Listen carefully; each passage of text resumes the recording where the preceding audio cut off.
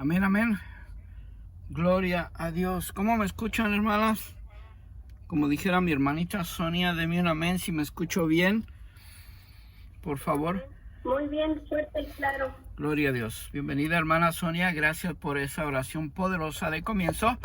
Y gracias, hermana Betty, por la introducción.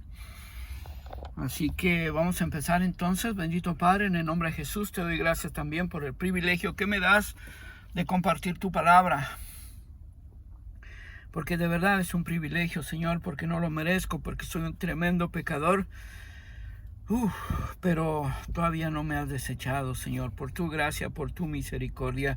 Y mientras no lo hagas, como siempre he dicho, seguiré aprovechando cada oportunidad para compartir tu palabra y para predicar tu palabra.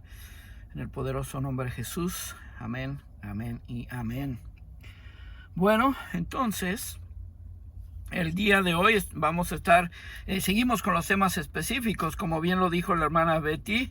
Estos temas específicos que hemos ido seleccionando de la epístola que el apóstol San Pablo escribió a los tesalonicenses, la primera epístola, la primera de dos, por supuesto, que ya terminamos de estudiar, pero estamos ahora tocando temas específicos. Estamos en el capítulo 1, en el verso 7, donde dice, voy a leer para usted el verso, empezando en el verso 6, para que podamos entender un poquito más en cuanto a este tema de ser ejemplo o siendo ejemplo a otros. El día de ayer la hermana, el día viernes, la hermana Liz nos compartió el tema de la tribulación. Precisamente este tema está en el verso 6, donde vamos a empezar a leer. Dice, y vosotros venisteis a ser imitadores de nosotros y del Señor, recibiendo la palabra en medio de gran tribulación, con gozo del Espíritu Santo. Ya hablamos del Espíritu Santo en el pasado, por eso no quisimos hablar de este tema específico. Ya lo hemos tratado en varias ocasiones y ahí están los audios también. Sabemos que el Espíritu Santo es el poder de Dios en su iglesia, en sus hijos, ¿no? El verso 7 y dice, de tal manera que habéis sido ejemplo, ahí está el tema, habéis sido ejemplo a todos los de Macedonia y de Acaya que han creído. Bueno, entonces quiero leer un poquito, quiero compartir un poquito con usted en cuanto al contexto histórico. Sabemos que el contexto histórico es parte de la historia registrada, parte de la historia verídica, documentada por historiadores, verificada por historiadores también, una especie de concilio secular, si me permite el término, pero son datos creíbles, ¿no? Entonces, aquí en este versículo que acabo de leer para ustedes, el versículo 7, habla de dos culturas, o mejor dicho, no culturas, de dos ciudades o de dos territorios. El primero es el territorio de Macedonia. Mire, quiero compartirle un poquito a forma de introducción en cuanto a Macedonia, aunque ya lo dijimos en la introducción, valga la redundancia, de esta epístola, que la tratamos antes de empezar de estudiar la carta, pero quiero recordar un poquito en cuanto al reino de Macedonia. Para empezar, era un reino, ¿no? No era una ciudad ni un territorio. El reino de Macedonia estaba ubicado al norte de Tesalia, hacia el noreste del mar Egeo. Su capital era Pella, situada a 39 kilómetros al noreste de Tesalónica. Bajo Felipe II, que existió del 359 al 356 antes de Jesucristo, Tracia y Grecia fueron incorporadas al imperio macedonio. Aparte de ser un reino, era también un imperio. Le decía que en la introducción hace un par de semanas, cuando hablamos de eso, que me llamó la atención que la Biblia no menciona nada de Alejandro Magno. No habla mucho del reino de Macedonia. Claro, lo menciona aquí, ¿no? Porque lo estamos leyendo en este verso, pero recordemos que hay un periodo de silencio entre el libro de Malaquías y Mateo de 400 años. Y me llamó la atención porque sigo leyendo para usted. Alejandro, el hijo de Felipe, volvió su atención hacia el oriente y conquistó el imperio persa, que alguna vez había sido una amenaza a Grecia misma. Alejandro el Grande, Alejandro Magno, el gran conquistador, el que según la historia ha sido el más grande conquistador que ha existido en toda la historia del mundo. Porque él era griego, por supuesto, y él también decía en esa introducción que el imperio romano fue, mejor dicho, el imperio griego fue absorbido por el imperio romano, es decir, fue más fuerte que él y después se fundieron los dos imperios, ¿no? Y ahí no se terminó el imperio griego y al fundirse con Roma empezó empezó a sobresalir el imperio romano, pero obviamente con esa fusión de las dos culturas, ¿no? Así que dije, los macedonios adoptaron la cultura griega y Alejandro fue no solo un conquistador, sino también un apóstol del helenismo. El helenismo era la cultura griega, era parte de la religión de los griegos. En 148 antes de Jesucristo, Macedonia llegó a ser una provincia romana.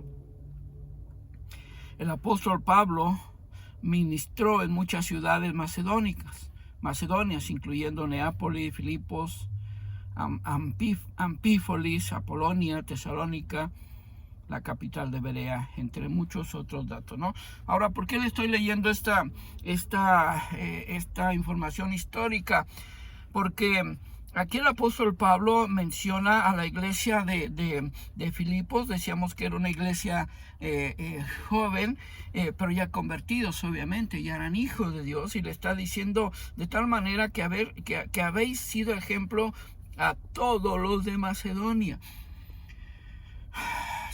Y también, y de Acaya, que han creído. Es decir, por eso es que me estoy tomando tiempo en compartir un poco de la historia de Macedonia, porque no solamente la iglesia, estoy asumiendo que muchos de los que habían creído no se estaban reuniendo en la iglesia, o tal vez sí, pero el apóstol Pablo les está diciendo a esta iglesia que tienen que ser ejemplos principalmente a Macedonia, ¿no? A toda la región de Macedonia, o todo el imperio, al reino de Macedonia. Y también menciona, dice, y a los de Acaya. Acaya era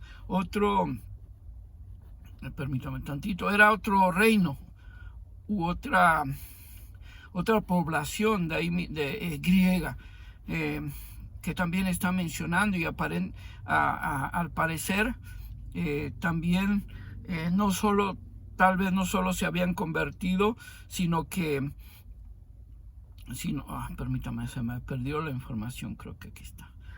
Al parecer no solo se habían convertido, sino que también le preocupaba al apóstol Pablo, le preocupaba la región de Macedonia, y le preocupaba también la región de Acaya.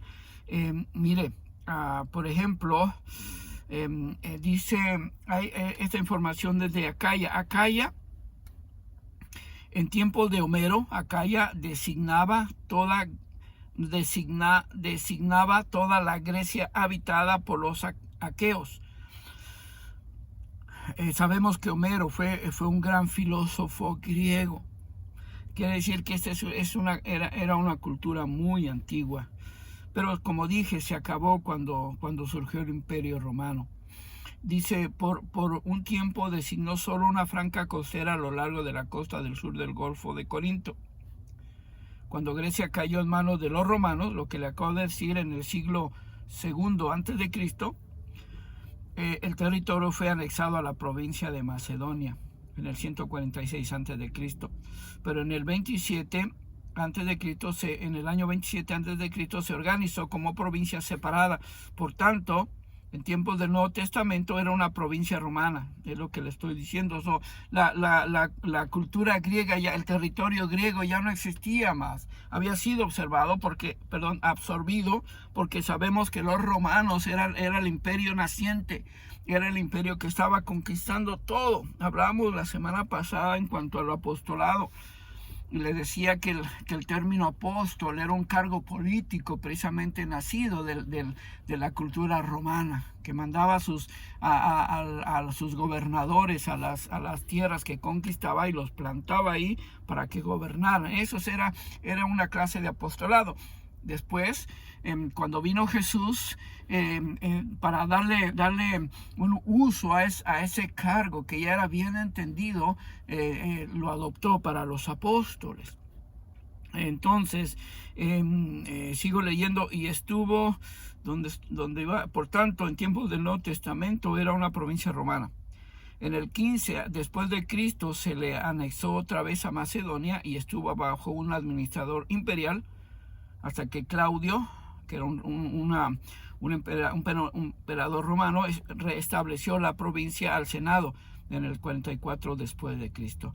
Entonces fue administrada separadamente por un procónsul que tenía su asiento en Corinto.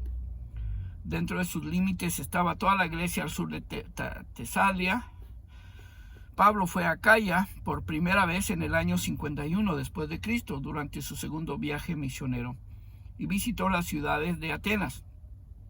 Le digo, Atenas era una ciudad griega, era ahí es donde estaba el aerópago, donde el apóstol Pablo había llegado después de su conversión a hablarles de ese Dios desconocido donde los griegos tenían un altar, y el altar decía al Dios no conocido, porque ellos eran los eternos aprendices, querían aprender de todo, conocer de todo. Bueno, de Atenas, Corintio y Cencreas. Volvió a visitar la provincia en el invierno de 57-58 después de Cristo, durante su tercer viaje misionero. También Apolo realizó trabajo misionero en esa provincia. Y seguimos hablando de Acaya. Bueno, a grandes rasgos, estas dos informaciones que le acabo de dar es un contexto histórico. Esta es una información que quise darle para que podamos darnos cuenta de dónde venía Macedonia, o quién era Macedonia y quién era Acaya, y por qué el apóstol Pablo les está diciendo: de tal manera que habéis sido ejemplo a todos los de Macedonia y de Acaya que han creído. No solamente les dice que tienen que hacer, sino que ya habían sido ejemplo, ¿no?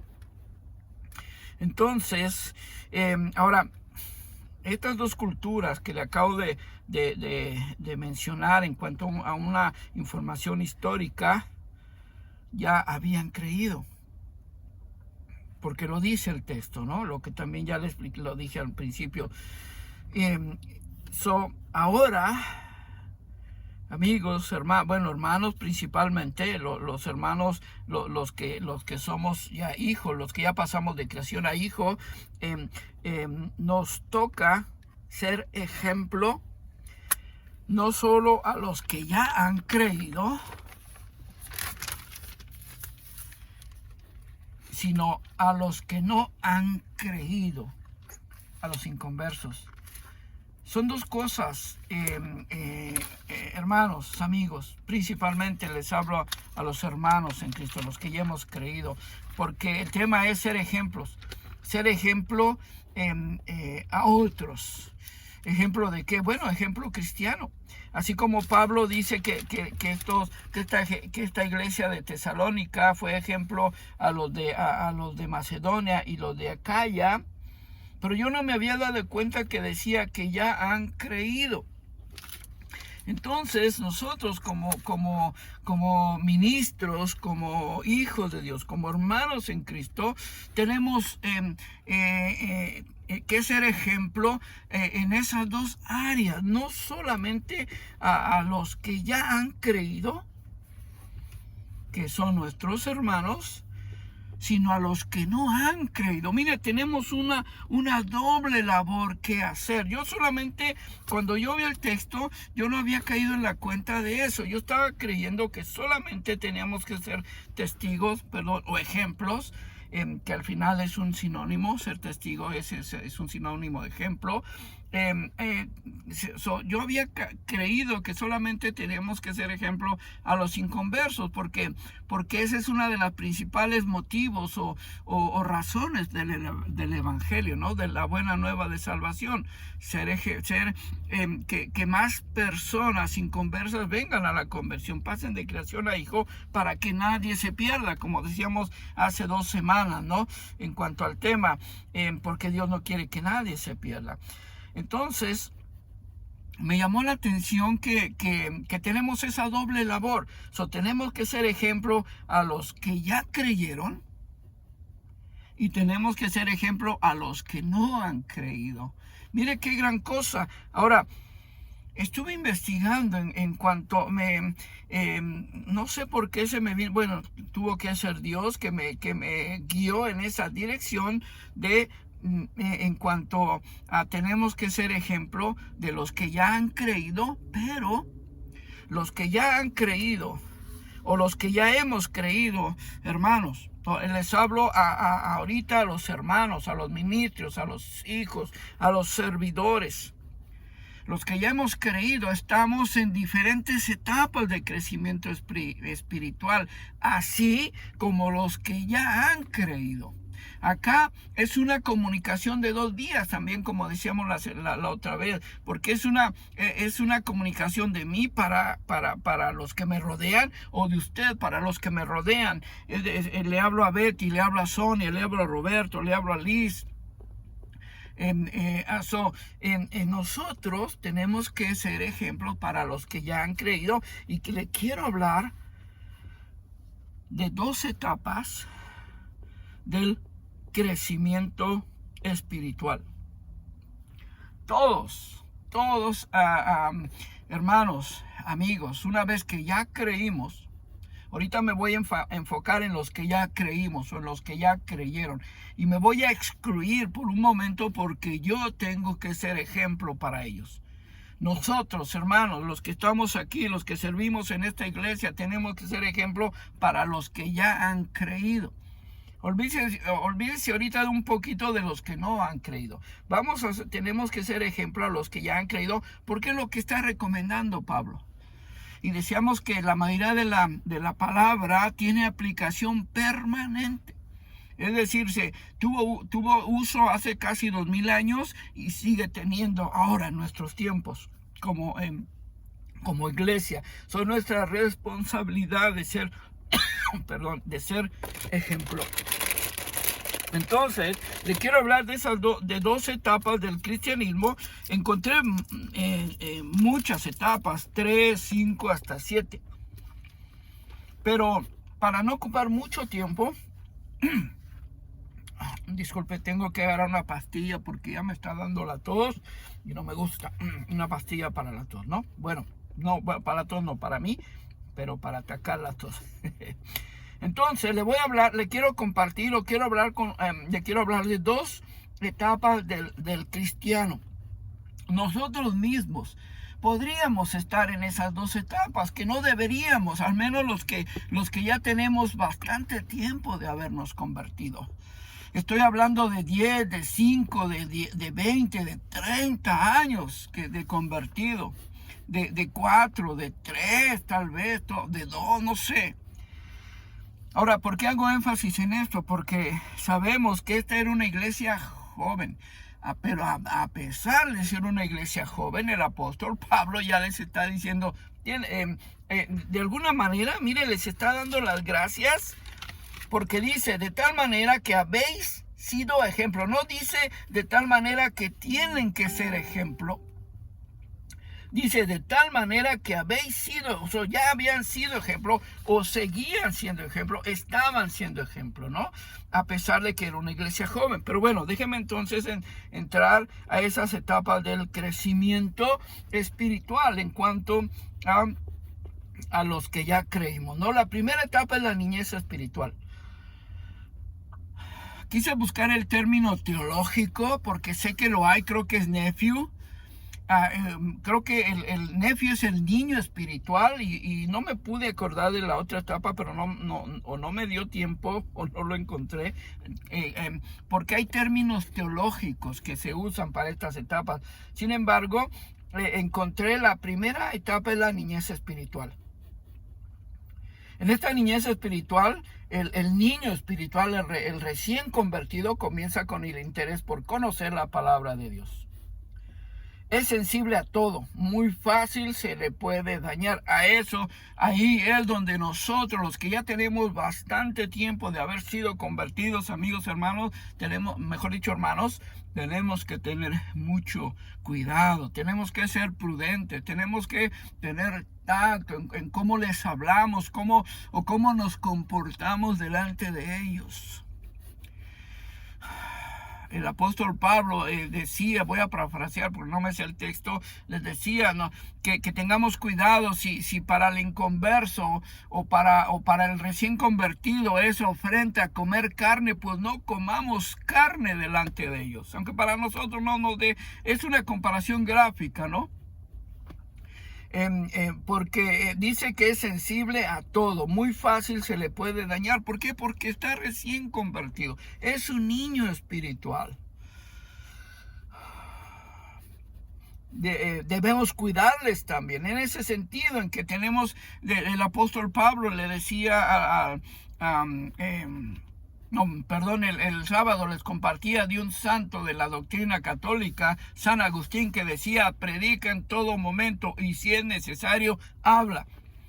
En otras palabras, los verdaderos cristianos predicamos con el ejemplo. Sí, por supuesto, hay que hablar, hay que compartir la palabra, hay que compartir el plan de salvación. Pero lo más importante es que estas personas recién convertidas, estos niños espirituales, vean cómo nos comportamos, cómo miramos, si no se nos van los ojos, por ejemplo, a los hombres, o también a las mujeres, de repente se les van los ojos con los hombres, no sé. Tenemos nuestro body language, nuestro lenguaje corporal, como dice mi amigo el gabacho, ¿no? Cómo reaccionamos, cuál es mi expresión facial, es decir, qué caras hago, ¿no? Todo eso tiene que ver con el ejemplo. ¿Qué conversación tengo? ¿Qué tan tolerante soy? ¿Qué tan paciente soy? Etcétera. En esta etapa de la niñez espiritual se encuentra la etapa de la imitación. Mire qué importante. Por eso los psicólogos no se equivocan cuando dicen que en los primeros 6 años de la vida el ser humano forma su carácter, el niño. En los primeros 6 años, amigos, hermanos, es donde se echan los fundamentos de la vida, del carácter, no de la reputación. Ya dijimos que reputación es lo que la gente cree de mí, lo que la gente cree que soy, pero el carácter es lo que realmente soy cuando esa gente no me está viendo, cuando nadie me está viendo. Eso es carácter. Entonces, si estas personas, estos niños espirituales, nos miran que nos comportamos bien, ellos van a aprender de nosotros. Pero también si nos comportamos mal, ellos también van a aprender de nosotros. Y van a decir, bueno, si el hermano Rafa tiene tantos años de ser cristiano y se comporta así, entonces no creo que sea tan malo. De veras, dijera mi pastor, ¿no? Bueno. Confía en todos los que se le acercan. porque está presto a aprender. Esto es algo bien gráfico, porque así es un niño chiquito. Con mucha razón decía nuestro Señor Jesucristo: dejen a los niños que vengan a mí, porque de tales es el reino de los cielos. Los niños, porque confían se acercan, confían en todos los que le acercan. Es muy amoroso, entusiasta, hasta cierto modo egoísta. Todo lo quiere para él. Además tiene favoritismo. No hay nadie como mi pastor, como mi iglesia, como mi líder de caballeros, como mi líder de predicación, de evangelismo, etcétera, ¿no? Esa es la niñez espiritual. Mire, encontré mucho en cuanto a esta, porque a lo mejor estará pensando, pero está hablando de ellos y no de nosotros, porque el tema tenemos que ser ejemplo. Por supuesto, porque le estoy pintando el cuadro de las personas que nos están viendo. ¿Cómo son? ¿Cómo sienten? ¿Cómo reaccionan? Porque lo importante no somos nosotros, son ellos. Porque ellos están recién convertidos. Nosotros ya estamos hechos. Dijera alguien, nosotros ya estamos en el barco. El niño espiritual. Permítame tantito, estoy buscando la información. Dice...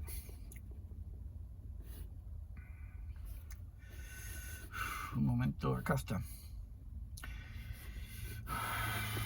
Mire, os escribo a vosotros, hijitos, porque vuestros pecados os han sido perdonados. Primera de Juan 2, capítulo 2. El día sábado la hermana Sonia nos compartía que cuando como es que depende de nosotros el acercarnos a Dios, depende de nosotros no precisamente la conversión, pero no depende de nosotros la salvación, porque pero el primer paso para ser salvo, no me acuerdo exactamente cómo lo dijo, pero tengo que arrepentirme de mis pecados primero. Y al arrepentirme de mis pecados, obviamente ya estoy en ese proceso de la conversión.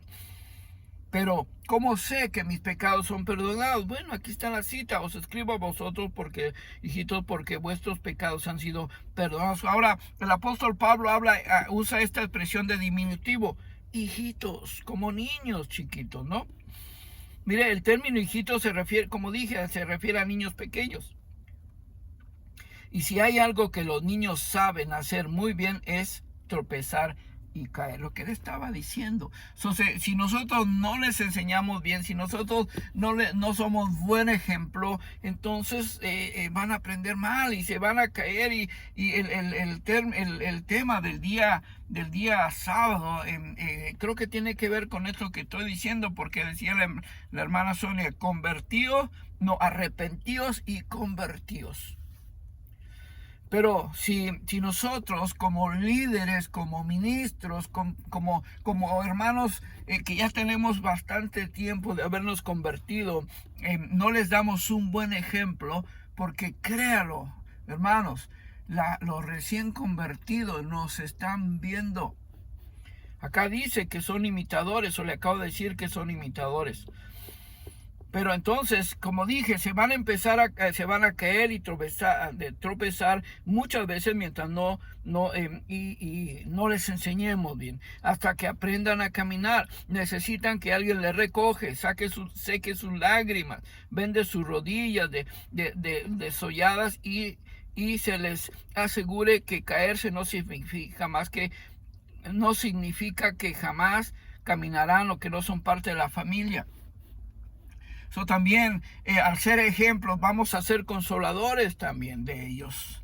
al ser ejemplos, ellos van a venir cada vez que se caigan, cada vez que tropiecen, cada vez que cometan el mismo error, van a buscar a alguien, van a buscar un hombro en quien llorar, por decirlo de una forma gráfica, no precisamente, pero van a buscar a alguien con quien hablar, alguien que los entienda, alguien que haya estado ahí, y qué mejor nosotros, ¿no? Siendo ese ejemplo. Hay dos cosas que un niño espiritual necesita entender. Uno, la diferencia entre su etapa de crecimiento y su posición ante Dios. No hay que confundirlos, hermanos. Ellos tienen que darse cuenta que esta etapa de crecimiento va a ir lento.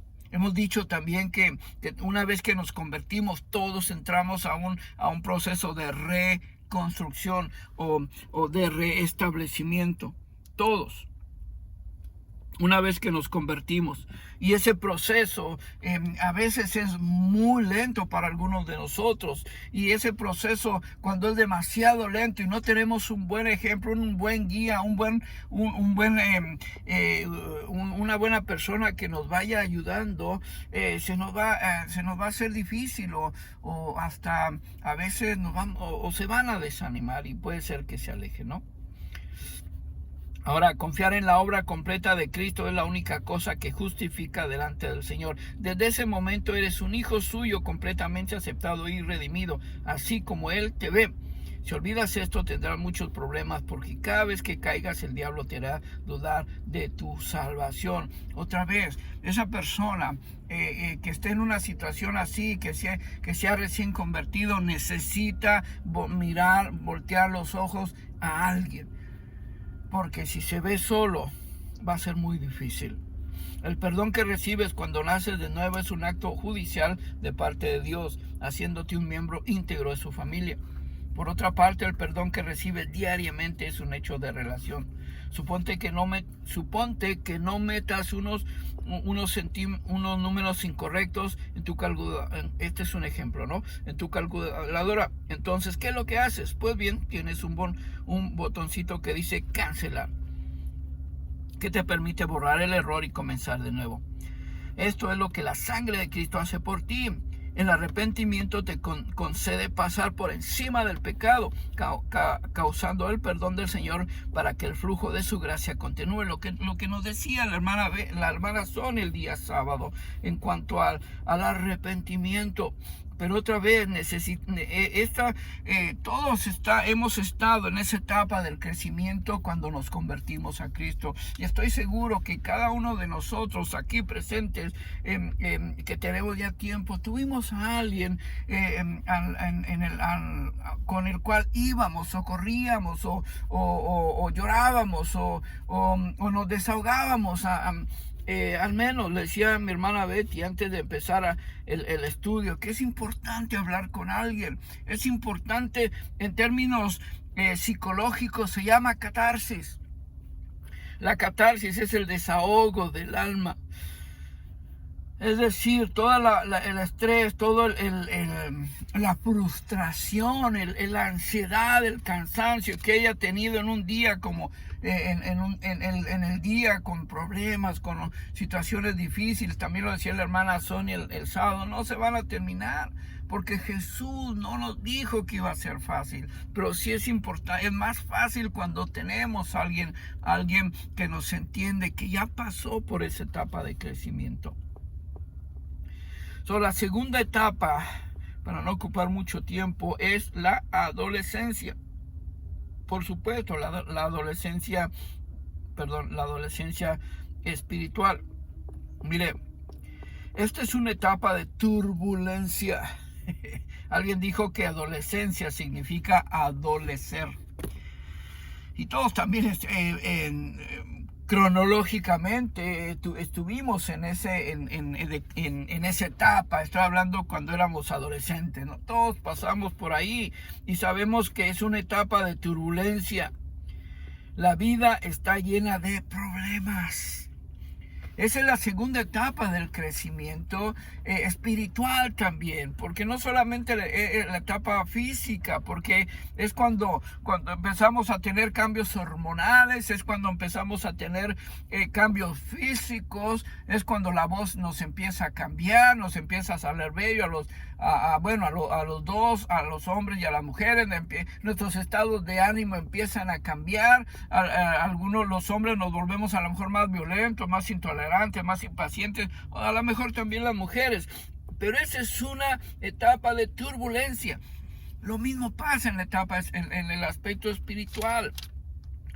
Porque yo he escuchado a veces, creo que yo mismo lo decía cuando estaba en esta etapa de adolescencia, decía que me iba mejor antes cuando era inconverso.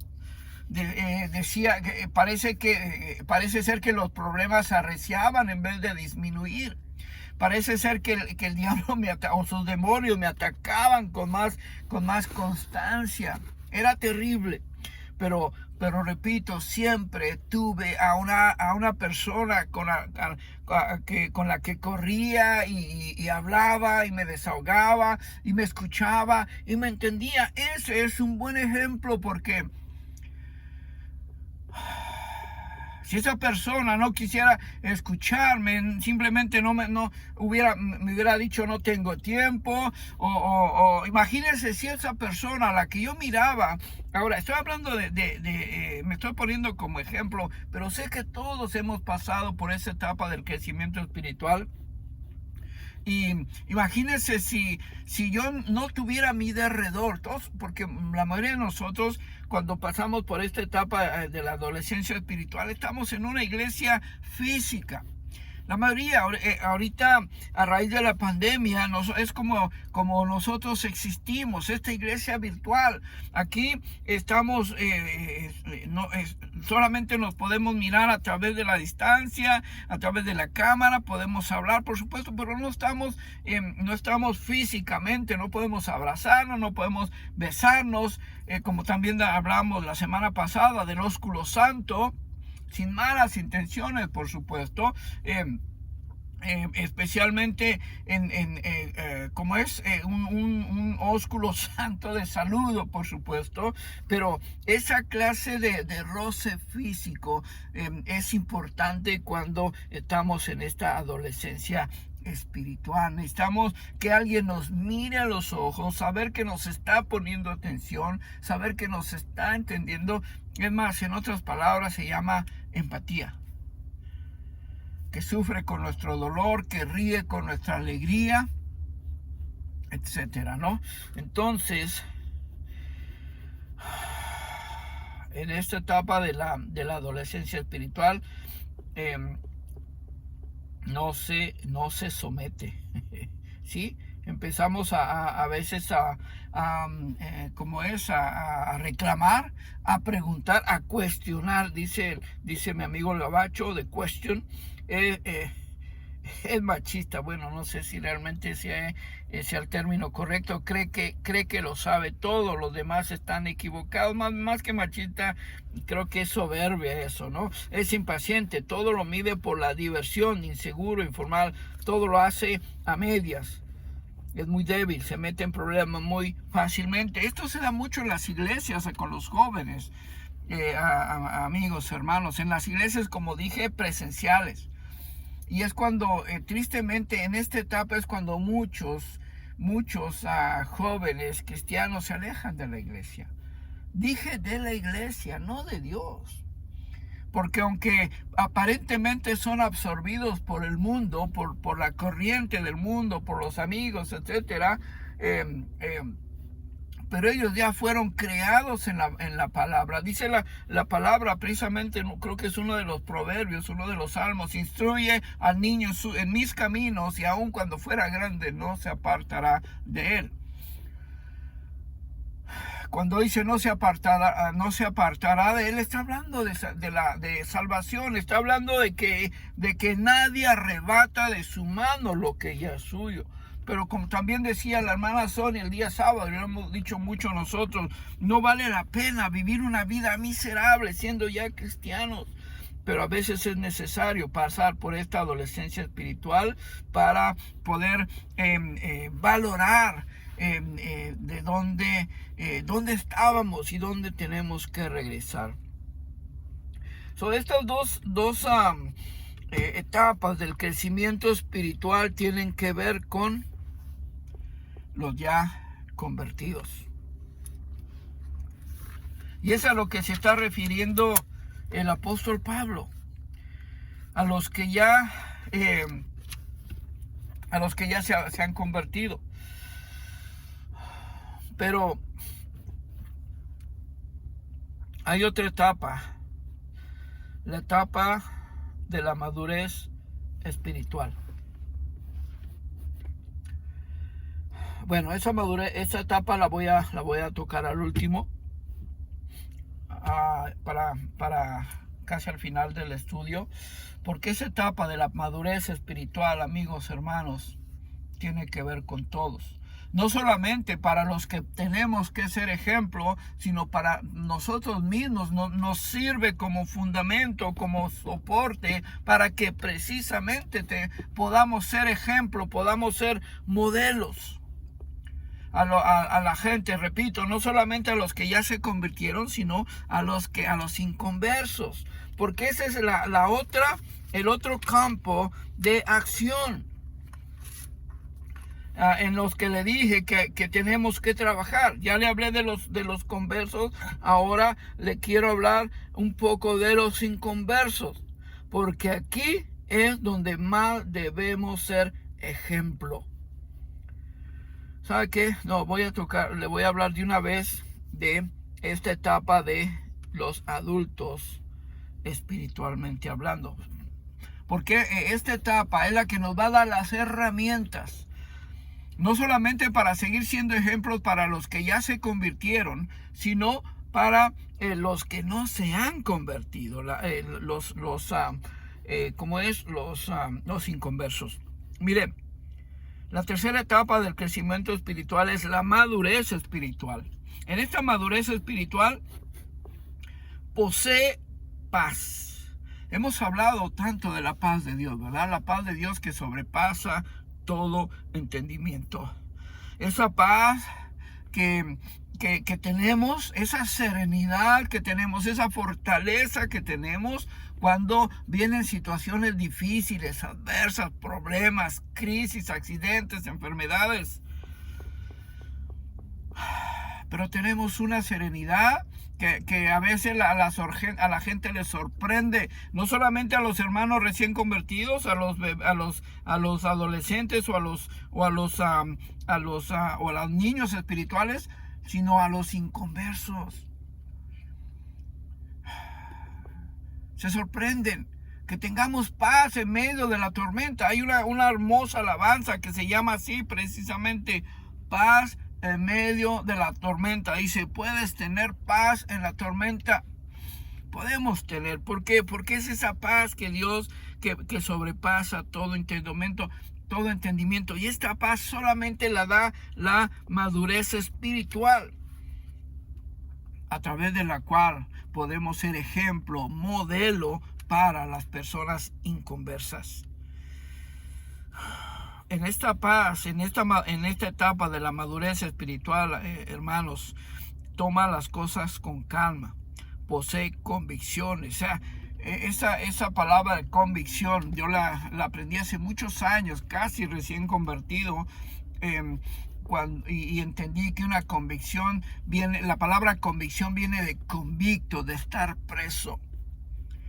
Y mire, si hay alguien que sabe de estar preso, soy yo, porque yo estuve preso 3 veces.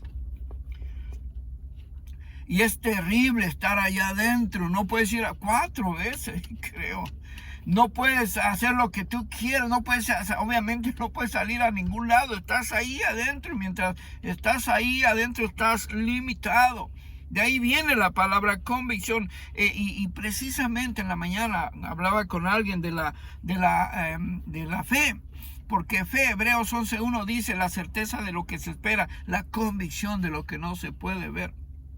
Esa convicción hace que pueda que pueda estar seguro de lo que creo. Hablamos la semana pasada del rapto de la iglesia. Estamos seguros, amigos, hermanos, que Jesús va a regresar por su iglesia. Esa es una convicción. Nadie nos va a convencer de lo contrario. Esta madurez espiritual también nos ayuda para pensar antes de hablar. Aunque muchos de nosotros todavía seguimos cayendo en esa trampa del enemigo, ¿no? Es comprensivo, entiende a los demás.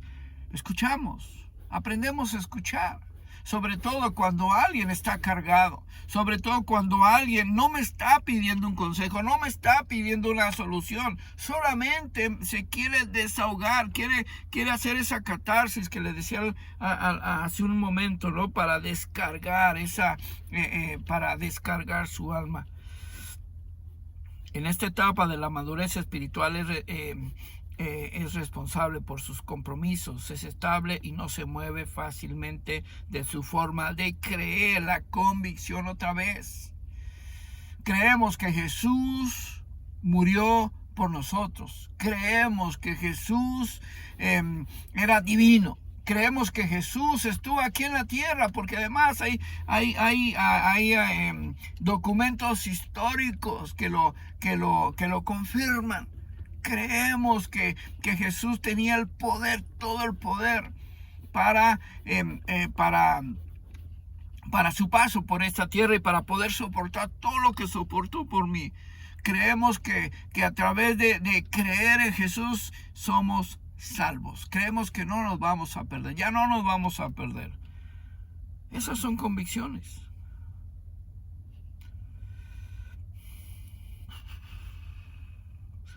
Ninguna cosa le incomoda, asimila todo, sabe distinguir entre lo bueno y lo malo.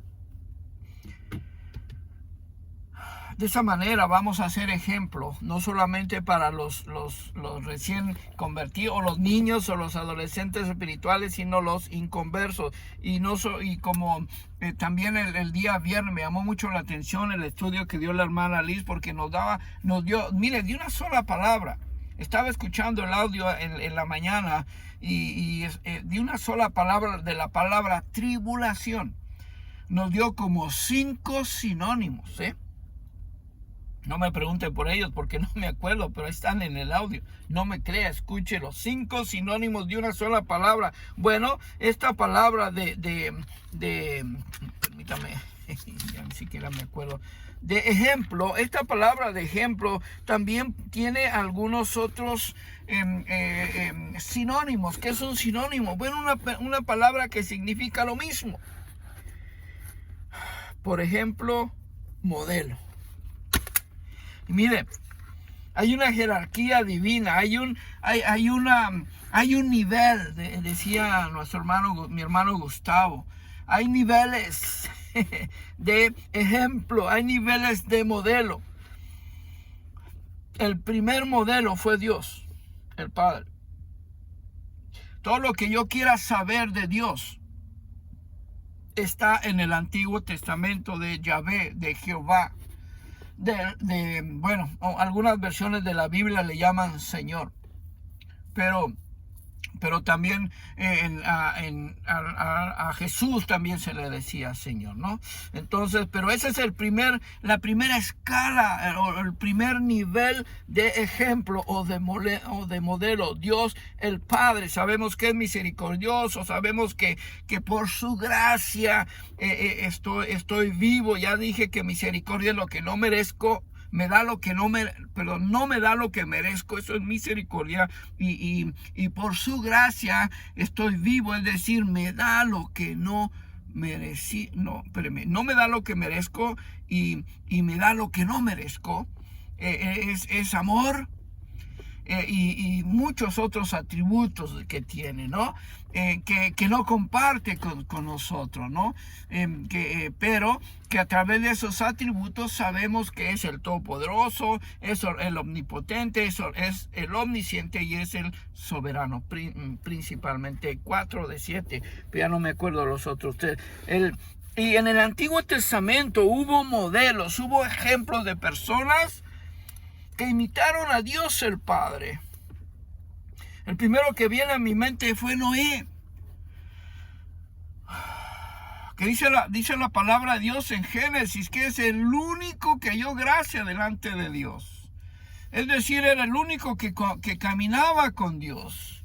Y gracias a Noé se salvaron miles de personas, ¿no? A su obediencia. También habla de Abraham, que es el padre de la fe.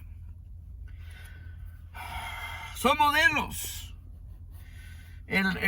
José, no se diga, José, el soñador, que también habla de Génesis, que es un modelo de integridad, en el libro de Génesis, es un modelo de integridad, un modelo de adoración, un modelo de fidelidad a Dios.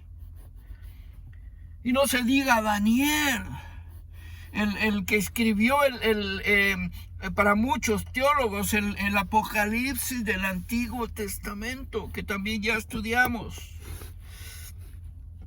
En el segundo nivel está Jesucristo, el Hijo, mi Señor y Salvador, el Señor, el Salvador, el Mesías, Emanuel y tantos otros. La otra vez estaba en la clase de seminario que estamos tomando, el maestro, el apóstol, el pastor y apóstol nos dio 200 nombres de cómo se le conoce a Jesucristo en toda la Biblia. 200, y nos pasó las hojas por si no le creíamos.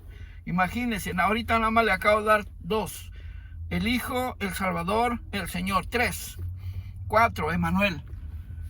Imagínense, él es el segundo nivel de ejemplo, de modelo. ¿Por qué? Porque el Señor Jesús nos vino a modelar, vino a ser ejemplo de cómo quería el Padre que nos comportáramos. Él fue el que dijo, si te dan una bofetada en una mejilla, pon la otra.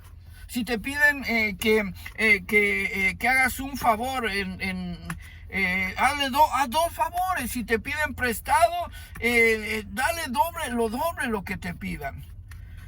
Traducido a lo actual, a lo material, sería si alguien me pide $100 prestados, mínimo no se los tengo que cobrar. Qué difícil es eso, ¿no? Mínimo. Máximo tendría que darle 200, pero no creo que llegue a ese nivel todavía, ¿no? Y después el tercer nivel de modelo, de ejemplo, el apóstol Pablo, Pedro, Tomás, Santiago, Juan, Jonathan, todos los discípulos. Ese es el tercer nivel de ejemplo. Cuarto nivel, Betty, Roberto, Liz, Sonia, Rafael.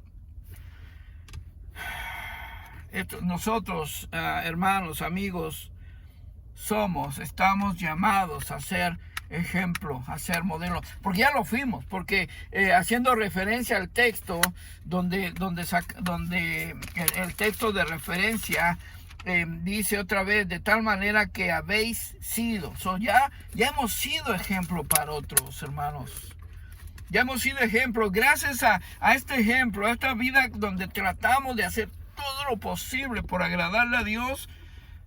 Mínimo 1, 2, 3, 5 almas se han convertido a Cristo a través de nosotros. Eso es ser ejemplo. Eso es ser modelo. Porque saben que conocemos a Dios.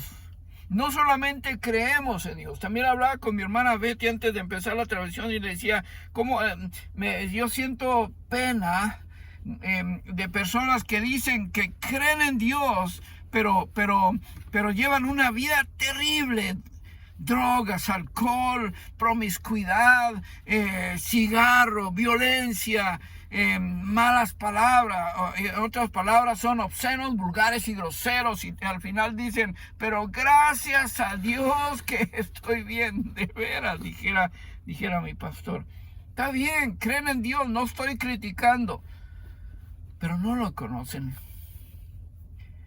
Entonces, nosotros nosotros en pleno siglo XXI necesitamos seguir siendo modelo. Necesitamos seguir siendo ejemplo para, repito, no solamente para los que ya creyeron, los que son niños, los que son jóvenes o adolescentes espiritualmente hablando, inclusive para los que ya están en el mismo nivel de madurez que nosotros, que ya somos adultos espiritualmente hablando, pero que de repente todavía están batallando. Decía la hermana Sonia el día sábado, todavía estamos batallando con algún vicio. Bueno, no precisamente que yo esté batallando, pero tengo que ponerme como ejemplo, con algún vicio, con una adicción, con una manía, etcétera. Y al mirar a mi hermano Roberto, a mi hermana Betty, a mi hermana Lisa, a todos mis hermanos, a mi hermano Javier, a Guillermo, al mirar cómo llevan su vida, eso me alienta, eso me debe de alentar, eso me sigue dando esperanzas de que el proceso se va a completar, a lo mejor hasta el último día que muera, pero se va a completar. Créame que en estos 30 años que llevo de haberme convertido, híjoles, no soy lo que quisiera ser. Alguien dijo, un poeta dijo, no soy lo que quisiera ser, pero de verdad ya no soy lo que era antes. Estoy en ese proceso de recuperación, de restablecimiento. Sed imitadores de mí, como yo de Cristo. Lo dijo el apóstol Pablo en 1 Corintios capítulo 11, verso 1. Ojalá que también nosotros podamos decirlo. Sed imitadores de mí, porque ya lo miramos. Ya lo miramos que un niño imita. Principalmente es lo más importante. Imagínense si un niño imita, un niño espiritualmente hablando, un niño que ya se convirtió, que tiene poco que se convirtió. Imagínense una persona inconversa, que a lo mejor ni sabe que somos cristianos. Pasa mucho en el trabajo, pasa mucho en la calle. No andamos con un rótulo en la frente que diga soy cristiano. A veces cometemos el error, no porque yo lo haga, otra vez aclaro, pero de traer una cadena, un crucifijo, una cruz y para que piensen o crean que soy cristiano, que creo en Dios. Eso no es ser modelo. Estoy modelando algo, pero eso me lleva a una industria de modelaje nada más, donde modelan ropa, donde modelan zapatos, donde se modelan lentes, relojes, etcétera. Solamente para vender, para no sé. Pero mire, qué gran cosa. También nosotros, no es que estemos vendiendo el evangelio, pero también tenemos que ser modelo del evangelio. Que la gente diga, yo quiero eso. Así como cuando miramos, cuando alguien está modelando unos tenis Nike o Reebok, que diga, yo quiero esos tenis, porque la gente que nos mire que estamos siendo ejemplo, que estamos modelando la vida de Jesucristo, que también ya dijimos que se caracteriza principalmente en el fruto del Espíritu. Principalmente, no solamente eso, puede haber muchas otras más cualidades, pero principalmente porque Jesús dijo, recibirán poder cuando haya venido sobre vosotros el Espíritu Santo. Hechos 1:8. Y si Jesús lo dijo, no lo dijo Pablo, ni Juan, ni Santiago, lo dijo el Hijo de Dios, el Maestro, el Señor, el Salvador. Quiere decir que sin ese poder yo no puedo ser modelo, no puedo ser ejemplo. Por eso insisto, y perdone que sea repetitivo, es importante que yo esté seguro que ya he sido bautizado con el Espíritu Santo. Ahora, esa es una experiencia personal que yo no podría decirle, así es. Yo no podría definirle cómo es el bautizo con el Espíritu Santo. Desafortunadamente se ha mal interpretado ese bautizo con el Espíritu Santo con lo que pasó el día de Pentecostés. Y no estoy diciendo que ese no haya sido el bautismo con el Espíritu Santo, pero en muchas doctrinas cristianas dicen que la evidencia es el don de lenguas. Y si no tienes el don de lenguas, entonces no has sido bautizado con el Espíritu Santo. Pero no se dan cuenta que esas lenguas no eran para que nos identificara de haber sido bautizados con el Espíritu Santo. Esas lenguas a las que se refiere en Hechos 2, creo que versos 5 o por ahí, por el verso 2 o 3, se refiere para evangelizar a todas las relaciones que estaban ahí reunidas. Pero ese es otro tema, ¿no? Pero solamente así podemos ser modelo, podemos ser ejemplo a través del Espíritu Santo y manifestando ese fruto del Espíritu que ya también lo hemos hablado mucho en Gálatas 5, 22 y 23, amor, gozo, paz, paciencia, bondad, templanza y ya no me acuerdo los demás, pero son 9, ahí están, Gálatas 5, 22 y 23, así que es lo que quise compartir con usted en cuanto al estudio. Gracias por estar ahí. Y bueno, abrimos el micrófono. Ya sabe, alguna aportación, algún comentario, alguna pregunta. Amén. Adelante, hermanas.